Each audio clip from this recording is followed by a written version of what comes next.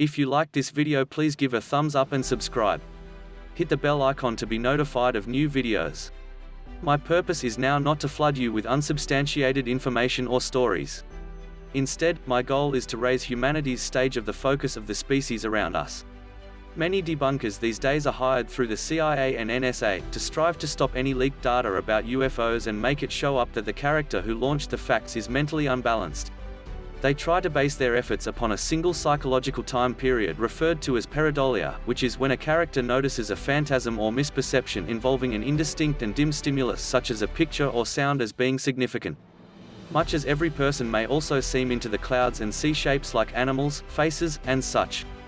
Pareidolia is a bluffing technique of which the US government will try to use when confronted with a real UFO phenomenon. However, they solely pull this card when proper UFO information leaked has surely succeeded in trickling down to Joe public. It was once Sigmund Freud who once said, "Sometimes a cigar is simply a cigar." Meaning here that every so often a UFO sighting is simply a UFO sighting and not something less. Often humans strive to justify something as being one's creativeness by using reading to a whole lot into something that is distinctly simplistic in nature. This is what the authorities depend upon to make you Joe citizen consider that the person attempting to inform you the fact is truly crazy. This is known as herd poisoning and used to be perfected with the aid of Hitler himself to manipulate the thoughts and movements of his countrymen. It is a remaining desperate effort to control the uncontrollable, the truth. It used to be psychologist Carl Rogers who said, "The fact will set you free, but first it will hurt like hell." I observed these phrases to be genuine wisdom when I uncovered the fact of the alien presence for the duration of our universe by using the usage of only NASA photographs. Cameras do now not lie unlike humans, and using my simple approach to make these pictures larger and 100% clear, you too will become one of the few who is aware of the truth about the existence of aliens. So when you see anyone spending many hours trying to debunk a ufologist's work, cease and ask yourself, why are they working so tough for free, just to make the UFO proof appear as a fraud? Perhaps the man or woman is an authorities worker and it is his/her job to cease these leaks ASAP. The internet is their tool. When debunkers begin focusing on one ufologist, when a ufologist tells the world their story and then abruptly dies, or has to continue to be in hiding, or is hounded by way of the government, that's the place I come in to look up them and see if their story is proper and what evidence that they have to assist their allegations. If proof says they are telling the truth, then I will dive more deeply to see if I can carry on where they left off. Part 1 Ohare Airport 2006. One of the most talked about sightings in 2006 got here on November 7 at the second busiest airport in America, the O'Hare. A saucer-like object hovered over the airport for between 3 and 7 minutes, before it shot straight upward at amazing speeds. It shot via the clouds that sat above it, causing around the gaping gap to be made as the saucer handed through it and disappeared. The circular hole in the cloud remained open for 15 minutes before it too disappeared. Although many ufologists call these flying objects unidentified aerial phenomenon, I believe political correctness or severe accuracy of naming the craft is much less huge than proving the genuine existence of the craft, so I will right hereforth refer to them as UFOs. Photo of O'Hare UFO over the control tower. At http://scwbook.blogspot.com/. Photo of O'Hare UFO over the runway. At http://scwbook.blogspot.com/. Associated Press wrote an article about O'Hare on July 3, 2006, quoting government statistics.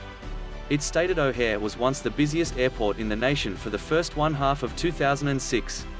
The airport had 477,001 flights along with both takeoffs and landings in that first 6 months. O'Hare's air traffic controllers normally have close to 96 arrivals per hour. That is one each 38 seconds, often on numerous runways. In the starting, the officers at United Airlines said that they had no records about the sighting of the UFO. The Chicago Tribune came to inquire about the sighting and had over 12 United Airlines employees file to them that they witnessed the match. The Federal Aviation Administration, on the other hand, did say that they obtained one smartphone call from a United Airlines supervisor about some of the personnel seeing an uncommon object that was once elliptical-shaped hovering motionless over Concourse C United Terminal. None of the controllers at O'Hare Airport had considered the UFO, and a Take a Look at of radar undertaking published that nothing out of every day used to be somewhere in the area. If this is real and current radar is incapable of picking up or tracking UFO phenomenon, then the government look into enhancing such radar technologies until of course the UFO was once seen on radar and they in basic terms want to deny its existence, they will just deny and discredit all witness deaths of the event, pronouncing it used to be a climate balloon or weather occurrence. Both are usual excuses used by the authorities to cowl up sightings that are deemed categorized material. An unknown object stated to be 15 to 25 toes in diameter was hovering over a lively runway, with the US already on high alert after the 9/11 attacks, yet they end the investigation as fast as it started. Not to point out that it posed a serious protection hazard to the pilots and the passengers. The FAA introduced that they would no longer continue to investigate into the remember further. This information upset many who witnessed the sightings. This form of decision indicates the cover-up in progress. Many of the employees interviewed by using the Chicago Tribune mentioned that they have been extremely upset that the authorities and United Airlines stopped all extra examination into the sighting. One such witness stated, "Some of us are getting angry with this being hushed up with all the terrorism and TSA idiots putting around. If we see a funny-looking bag all rattling, hell breaks loose. However, park a funny silver factor a few hundred feet above a busy airport and anybody tries to hush it up. It just doesn't make sense." Craig Burzich, a supervisor for United, laughed about the total ordeal, saying that, to fly 7 million miles to O'Hare and then to have to turn around and go home because your gate was occupied is clearly unacceptable. This variety of humor about such a serious incident is truly quite not unusual and makes the complete tournament appear as if were a minor matter. He wasn't the only one to giggle about the event. There had been many conversations between pilots and mechanics who witnessed the UFO firsthand and some pilots who were just curious, joking to the Manipulate Tower later that day. The first character to see the flying object was once a United ramp worker who used to be directing back a United airplane at gate C-17. He saw the UFO at 4:15 p.m. simply as the sun began to set in the distance. Note that many sightings do occur all through sunset, meaning that perhaps the altering mild influences the UFO's translucent camouflage appearance, making it seen momentarily. A few of the witnesses stated that the ship was regarded like a rotating frisbee in the sky. Other witnesses said the UFO was not acting to rotate. Even though they fluctuate in opinions about the rotation, they all agreed that the flying disc made no noise in any respect and that it was once located in a motionless roll simply beneath the 1,900-foot cloud deck, before it shot upwards at a mild angle. The size of the UFO looks to range among eyewitnesses at being between 25 and 88 toes in diameter. A mechanic who refused to supply his name, yet worked for United Airlines, used to be clearly baffled by using the complete situation. "I tend to be scientific by nature, and I don't recognize why aliens would hover over a busy airport." He was the earliest regarded witness at the airport. He was once in the cockpit of a 777 Boeing when he witnessed the UFO in the sky. He used to be standing on the tarmac beside the nose of the 777 when he used to be compelled to seem to be straight up for some cause and was amazed to see the UFO hovering. He watched the UFO as he taxied the 777 into its hangar. Perhaps he is right about the situation. It would possibly now not have been a UFO, however, a cocky USAF pilot wondering his alien science was once also superior to it truly was. We have to be open-minded when it comes to the unknown. The mechanic continued, "But I will be aware of that what I noticed and what a lot of other people saw stood out very clearly, and it without a doubt was once no longer an Earth aircraft." The fact that the mechanic stated he was once compelled to look up for some unknown cause is similar to different sightings. For instance, Seattle, the place people have been compelled to get out of bed at 3 in the morning and stroll outdoor to see uncommon lights in the sky. This insinuates that some crafts have a telepathic connection that can reach interspecies levels, assuming the UFO used to be alien-controlled. One worker who had witnessed the UFO used to be rumored to be having some serious troubles dealing with her faith after the event. This too seems logical given that one of the matters that used to be the finding out NASA questions for early Apollo astronauts was, "Do you trust in God?" If the answer used to be no, then you had the proper stuff, or so a supposedly former astronaut William Rutledge said in an interview. Perhaps concern of categorized facts leaking if an astronaut seeks a session of religious counseling may want to reason NASA to be concerned. A supervisor at United Airlines stated that he ran outside his office at Concourse B proper after listening to reviews of the UFO from other personnel talking about it over the airline radio frequencies. "I stood outdoor in the gate region now not understanding what to think, simply trying to figure out what it was." He stated he knew that employees would not make such a false record as this, so he had to see it for himself. He felt that it would possibly be a weather balloon or something else hovering over O'Hare and may additionally have to be stopped earlier than it got here into proximity to the flights.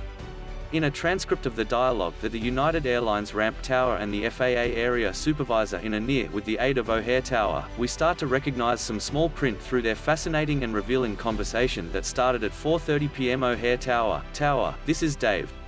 Ramp Tower, hey Dave, this is Sue in the United Tower.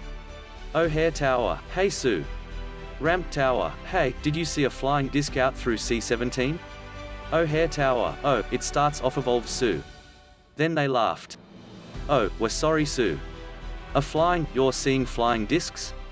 Ramp Tower, well, that's what a pilot in the ramp area at C-17 told us. They saw some flying disc above them. But we can't see above us. O'Hare Tower, common Sue. Ramp Tower, you didn't see it? O'Hare Tower, no, she laughs. Ramp Tower, hey, you guys been celebrating the vacation trips or anything, or what? You're celebrating Christmas Day? I haven't seen something Sue, and if I did I wouldn't admit to it. No, I have no longer viewed any flying disc at gate C-17. Here Sue continues laughing. Unless you've acquired a new aircraft you're bringing out that I don't recognize about. O'Hare Tower, no, she laughs.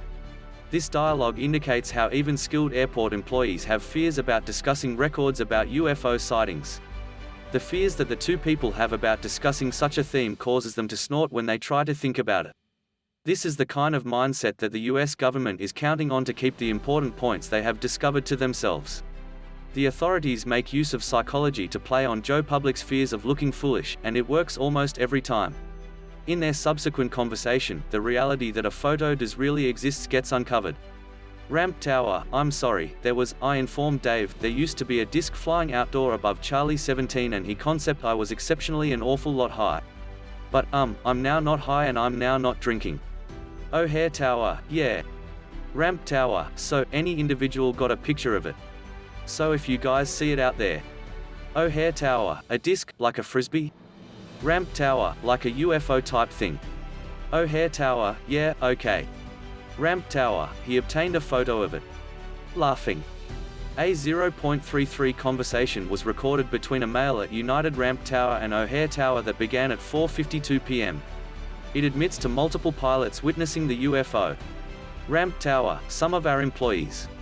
I don't comprehend if you know whatever about this. Some of our pilots on the floor are reporting a UFO sighting at 1,000 toes to the east side of the airport. Do you guys know anything about this? O'Hare Tower, you know, the Ramp Tower called me, I choose to say about 10 or 15 minutes ago. We have no longer viewed anything up here. Richard Hines, who is the science director at the National Aviation Reporting Center on Anomalous Phenomena, was deeply concerned with the sighting. More and more we are coming to the point of view that we are dealing with a shrewd phenomenon. Hines Reporting Center is a privately run agency. He feels that people need to be proactive now before a plane accident occurs. Hines is additionally a former chief of Space Human Factors Office at NASA's Ames Research Center.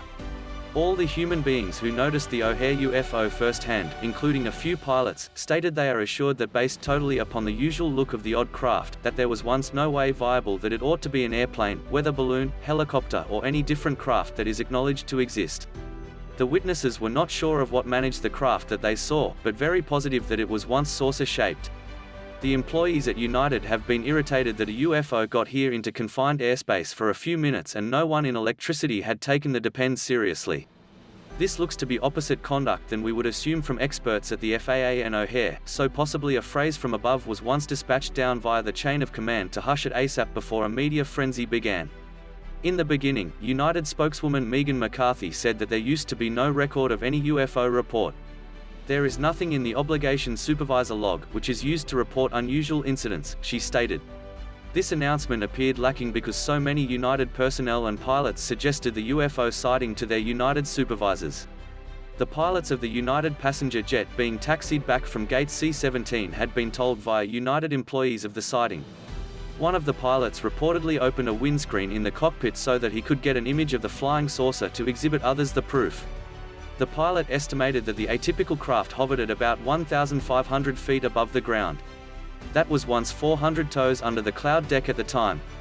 Some witnesses mentioned that the UFO all at once bolted upwards via the solid overcast clouds, which the FAA said had a 1,900-foot cloud deck at the time of the UFO sighting. One worker who in my view witnessed the flying saucer leaving said that it used to be like someone punched a gap via the clouds in the sky. The witnesses stated that they had a tough time seeing it shoot upwards due to its first-rate speed, as if inertia did not affect the craft. The craft left an empty gap in the clouds that remained without a doubt seen for shut to 3 minutes. The FAA later claimed that lights performed hints with witnesses' eyes that night, but the airport ramp lights had not yet been turned on. The only mild capable of making an entire through a cloud would be a laser, which would evaporate the droplets and cause a window. O'Hare has no need for burning lasers with 20-foot in diameter beams, so that reasoning through the FAA was no longer thought out so well. The gap in the cloud used to be said to exist for up to 14 minutes by using some eyewitnesses in the parking lot area at O'Hare. This suggests that the object that made the hole used to be brilliantly heated or otherwise radiated, possibly microwaves, strength that would have to be on the order of 9.4 kJ per cubic meter. The gap in the cloud, brought on through UFO, has been considered many times throughout history. For instance, in a declassified Army Air Force intelligence document cited on July 10, 1947, at Harmon Field, Newfoundland, chief mechanic for Pan American Airways, John E. Woodruff, saw a translucent disc like a wheel journeying at a splendid pace and opened the clouds as it went through the air. Then he stated, the object passed via and reduced the cloud, leaving a hole, the place you may want to see the blue sky. Also, a formally classified U.S. government document record, October 28, 1947, was once launched below the Freedom of Information Act, states some regularly listed elements of flying discs, the potential to team collectively very shortly in a tight formation when extra than one plane is together, evasive motion potential indicated the possibility of being manually operated, or maybe via electronics or faraway control, and beneath positive stipulations, the craft looks to have the capability to cut a clear path through clouds. On March 9, 1977, a club master and expert golfer in Ayrshire, Scotland used to be the eyewitness to a similar cloud-cutting incident. He and his pal report seeing an unusual light hovering over the 17th tee, no higher than a telegraph pole. Its glare was once so powerful, that nothing behind it should be seen. After hovering for 4 minutes, the light suddenly bolted upwards into the low clouds, leaving a clear gap in it as it handed through. This opening in the clouds remained for various minutes despite the winds moving the clouds noticeably. On December 6, 2002, in Ventura, California, 2 college professors witnessed a darkish object pass throughout the sky, then it stopped and hovered. It changed shape from disc to an oval. It soon shot via the clouds, slicing a seen hole in which the blue sky above may want to be viewed. Elizabeth Isham Corey, an individual doing an inner FAA assessment of the air traffic at the time of the O'Hare UFO sighting, said the weather would possibly have been a factor. Our idea on this count number is that it was once a climate phenomenon, she said. That night used to be the best atmospheric situation in phrases of low cloud ceiling and a lot of airport lights. When the lights shine up into the clouds, now and then you can see humorous things. That's our take on it. This reasoning is interesting, to say the least. She says that it was once a night, but it was once 4:30 p.m. and the sun had not yet set. The airport lights had no longer but became on. This kind of rationalization only contributes to feelings of disbelief and cynicism of the witnesses. It looks so unreasonable as to be ludicrous and begs the question, how could someone who did now not even see this UFO come to such a conclusion? It is obvious that if business pilots and business aircraft mechanics stated that they witnessed a UFO, then it can be concluded that it's true. Sigmund Freud once noted this about reading too plenty into things: sometimes a cigar is just a cigar. Meaning that the FAA was once accomplishing many viable complex explanations when there was once only one. They saw what they saw. Chapter 2, Brazil UFO Crash, November 2006. On November 25, 2006, a Brazilian UFO magazine editor Guevara bought a fascinating and uncommon name from Bahia. The caller used to be Francisco Baquero, who is a psychologist and journal guide on alien abductions. He said that he had photographed with his phone telephone an object that he believed to be a flawless disc-formed flying object that had been loaded upon and transported with a semi-truck.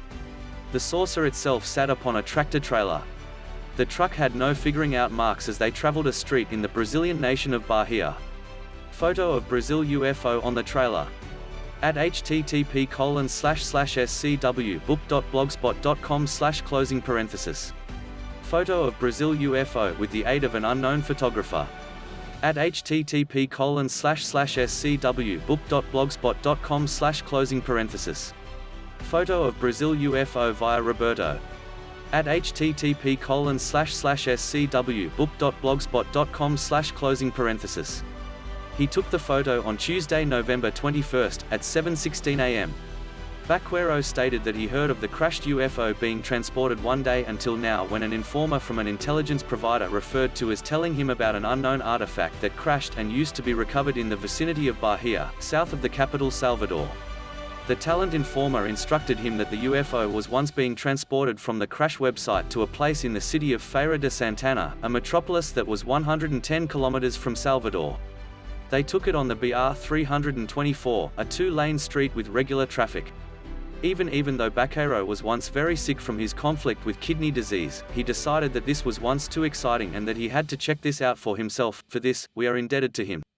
On Tuesday, simply after 6:30 a.m., the therapist and his spouse spotted the semi-truck carrying the disc-shaped artifact and they commenced to follow it in their car. Baquero saw that 4 federal police motors were escorting the truck.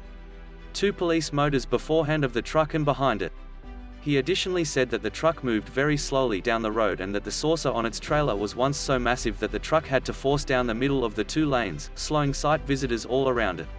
Oftentimes the edges of the saucer would scrape the timber on one side of the road. He noted that was truly too heavy, making the truck go so slow. The transportation of an uncovered and exposed UFO seemed baffling to him, however possibly others had control of it before formal investigators ought to take the cost of it. Even with so many vehicles coming from the contrary way and the different ones in the back of the truck, very few humans regarded to care about the scene. They noticed the truck stop at Posto Phoenix, a fuel station along the BR 324 road, just 60 kilometers from Salvador. Baquero stated, "I tried to enter the fuel station to take a look at what was once going on, but was averted with the aid of the federal agents. After the federal officers stopped him from getting into the gas station, he drove across the street and parked along the road to get a better view. He pretended to be speaking on the cell phone and he took a single shot of the object on the trailer. He was afraid to arouse the officers' suspicions if it used to be too obvious he was taking photos of the artifact. He stated, "I didn't desire to tempt others because I didn't prefer to trap their attention." That was once when Baquero dispatched the photograph to a Brazilian UFO magazine using his mobile phone. The human beings at the magazine uploaded the image onto a laptop and enlarged it to get a higher concept of what they had been searching at. Editor Guevara and others analyzed the photo. They have been all amazed at the aid of what they saw, but a few of the co-editors had been a bit aggravated that it looked similar to an until now photograph that surfaced on the internet. The place a saucer-fashioned object was once being carried on a trailer in Brazil, but this one was once different. This picture that Baquero took used to be extraordinarily clear, revealing a small print of the surroundings as well. As for the similar internet photograph, no one got here out and claimed responsibility, nor was there any data with it without a date and a location being Brazil. Francisco Baquero has been a marketing consultant for the Brazilian UFO Journal for many years. Baquero's area of expertise is in alien abductions. He later went again to the fuel station 2 extra times, however, the employees there had been truly too scared to talk about the UFO on the trailer. Now Baquero has targeted his attention on discovering the alleged crash website online of the UFO and find out the place the object used to be taken. He referred to that, "All I know is that the crash was once in a sugarcane plantation, but the object was almost intact." This region of Brazil is littered with oil refineries, however, he said that it's not possible that this used to be a lid for water or gas tanks. He had years of work with Petrobras, the largest oil organization in Brazil, so he used to be confident that he would recognize such a phase proper away, and that they by no means had been the dimension of the saucer on the trailer. He also denies that the object may want to be a section of enchantment at a theme park for children, considering he has also worked at the greatest park in Bahia. Strangely enough, when the information about the UFO crash was seen on the internet, numerous UFO researchers suggested that it ought to be a cover for a large container that they have been transporting in separate pieces. That would explain why it was being transported in extensive sunlight hours besides being protected up. Yet, had they included the object, it may have gotten even greater attention than it did. Perhaps they simply didn't have a cover at the time, so refusing to miss their deadline, they started transporting it. The story takes an unusual flip when the Brazilian UFO Journal bought an email from a nuclear engineer named Luiz Carlos Perez. He sent a message that he used to be wonderful, that the disc-shaped object was a cover for a factory distillation computer at a nuclear plant. Let me explain why this remaining assumption of the UFO being a cowl for a factory distillation computing device is no longer possible. First, any worker at a nuclear plant is sworn to secrecy and would no longer call or ship emails revealing touchy genius of nuclear facility components that can also jeopardize any nuclear program that the plant is undertaking. Second, fractional distillation is used for nuclear reprocessing, which separates any usable factors like uranium and plutonium from fission products and another count number in spent nuclear reactor fuels. The overall aim is to recycle the reprocessed uranium or vicinity the elements in new combined oxide fuel (MOX). This processing can be used to acquire plutonium for weapons of mass destruction. Now, does this sound like categorized material yet? So why would a nuclear engineer threat compromise the safety of the nuclear facility? Not to mention, if it is a lid for a factory distillation, then why does Brazil need weapons of mass destruction? It is clear that Brazil has pursued covert nuclear weapons software in response to Argentina's program, but to email these facts out to a massive Brazilian UFO journal, which will of course put up, it would be considered as an act of treason against the Brazilian government for revealing top-secret classified information. Therefore, this rationalization with the aid of the nuclear engineer is virtually impossible. No nuclear engineer would threaten such a thing. The email used to be by no means spoke back to nor investigated further, however, in simple terms taken as the truth. It looks more possible that the individual who emailed the UFO magazine used to be simply a government worker who used to be advised to debunk or attempt to cowl up the story ASAP. This rationalization looks more possible and is a common governmental response to such news media leaks. As for the other image of the saucer-formed object on a trailer truck, it is truly a comparable instance with what seems to be the precise identical trailer. The saucer itself is specific in that it is solely a single layer, where the sighting on November 26, 2006, used to be of a saucer-shaped craft with one small layer on top of an awful lot large layer. Another peculiar sighting happened in Alagoas, Brazil on November 26, 2006. The cause for mentioning it is that the clear pics that had been taken had been obviously the same kind of saucer-shaped craft viewed on the blurry tractor-trailer photo, the same internet picture that had no records about it. The images, except a doubt, show a single-layer saucer in a gently cloudy blue sky. The individual that took these clear photos is Roberto Diacena, former military. He stated that he took the images between 8:30 and 10 a.m. on November 26, 2006. It was at a place referred to as Alagoas, the Kingdom of Rio Grande do Norte, Brazil.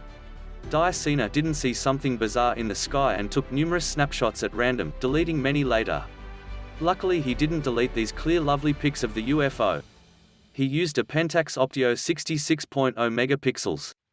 The object from his photos truly suits the internet image that had no statistics accompanying it. This backs up the story that the blurred photo of the UFO on the trailer is real.